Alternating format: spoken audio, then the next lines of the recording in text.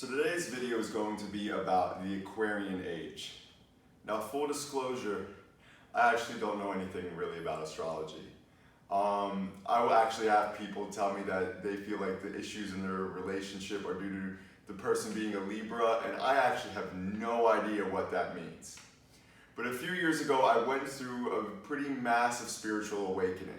And when I began asking questions why this was happening to me, and why this seemed to be happening to so many others on a mass level, the thing that I kept getting drawn to was this new age, which led me further down into discovering about the different astrological ages that take place every 2,000 years.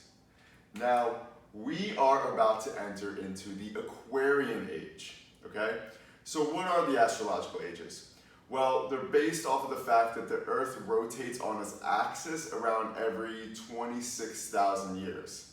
Now, when broken up between the 12 different astrological signs, that usually means that the Earth is shifting in and out of a different astrological sign every 2,150 years approximately. Basically, wherever that rotation the Earth is making, it's what constellation the Earth is being lined up with. Now, this is likely what the Mayans were probably referencing about in terms of their 2012 predictions. Not that the world was ending, but essentially we were going to be entering into a new age that encompassed different societal beliefs. All right? Now, there is evidence, even in our biblical scripture, of these different ages taking place. Now, Moses and the Ten Commandments, that was taking place during the Age of Aries, which is very much aligned with the ram's horn. Now, if you notice in Judaism, blowing the shofar or the ram's horn is very prevalent within that religion. Also, when Moses passed down the Ten Commandments, he walked down the mountain to see a bunch of people worshiping the golden calf. The golden calf is actually referenced towards the preceding age, which was the Age of Taurus. Moses actually had those people killed for worshiping the calf. Essentially, we were transitioning away from the Age of Taurus into the Age of Aries, and Moses, this whole example was symbolizing that, all right?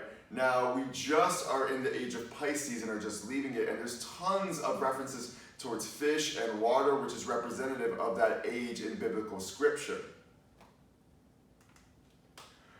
So what does this mean? Different ages embody certain characteristics based off of the astrological sign that we're entering into, all right?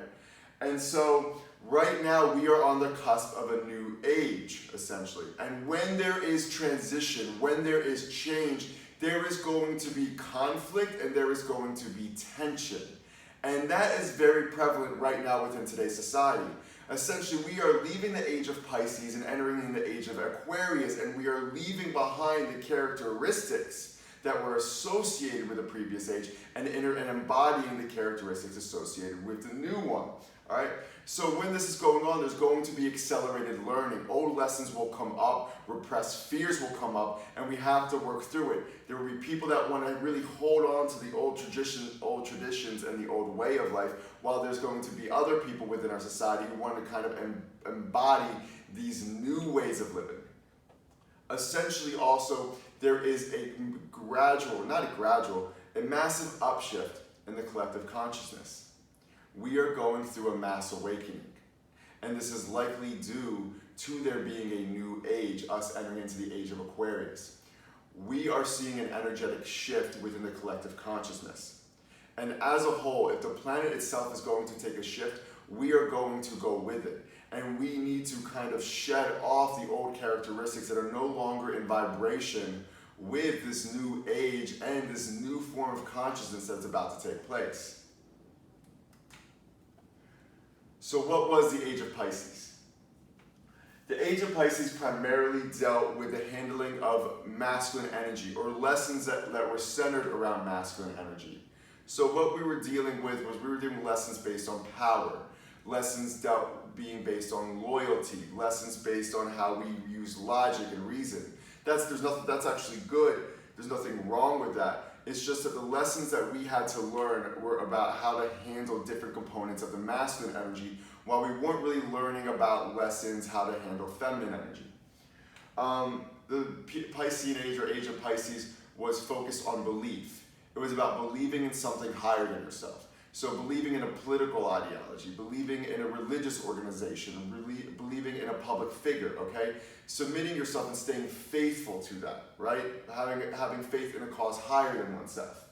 The Piscean Age was about order, structure, a vertical hierarchy, okay? So we have big businesses, we have these big institutions, there are rules, there are order, right? Not necessarily a bad thing. And also, we were given information in the Age of Pisces only on the basis of what was believed that we could handle. So essentially, certain forms of information were guarded by higher powers, and it was only classified to us when it was deemed by these higher powers that we were going to be able to handle this information. Now that leads us to the Age of Aquarius. So where does that leave us? Well, the lessons now are going to be balanced between masculine and feminine energy, meaning that we're going to have about an equal amount of learning in terms of both energies and how to handle them. So we're going to have more lessons based around intuition, more lessons based around how to be receptive, more lessons based around how to build community, right? Also, it's not about belief anymore in the Aquarian Age or believing something external to oneself, all right? The belief is now going to become internal, all right? You are whole within. The knowledge and the information that we need to access, you already have internally, and you don't have to go outside yourself or put your blind faith into something to receive that information, right? It's about cultivating wholeness from within. We will see a lot more horizontal hierarchies and horizontal organizational structures. What this means is these big corporations, these big conglomerates, these big heavy institutions are likely to fall away. What we will see in its place is a lot of us are going to be challenged to become completely self-sufficient on our own. We're going to be self-employed, we're going to be running our own businesses. If we're working for someone else, right, there is not going to be these huge difference in power dynamics, okay? It's going to be about more of an equality and having more of a voice within certain decisions. Last but not least, and we're already seeing this, the Aquarian Age is about the free flow of information, all right?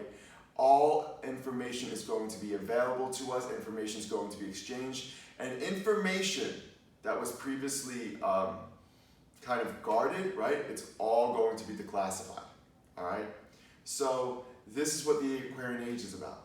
It is about cultivating wholeness on the individual level. It's about nothing being guarded anymore. It's about us having access to any and everything. But there's a downside to this. And so we have to modulate and regulate how we encounter this new age, because if we become overly individual, right? And if we just accept all information given to us without stepping into the Piscean concepts of logic and reasoning, right? We can be led astray.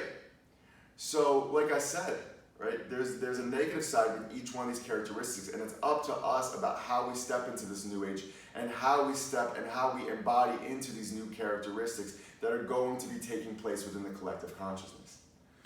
Thank you for watching this video. If you have any more questions for me, please leave a comment and make sure to subscribe to this YouTube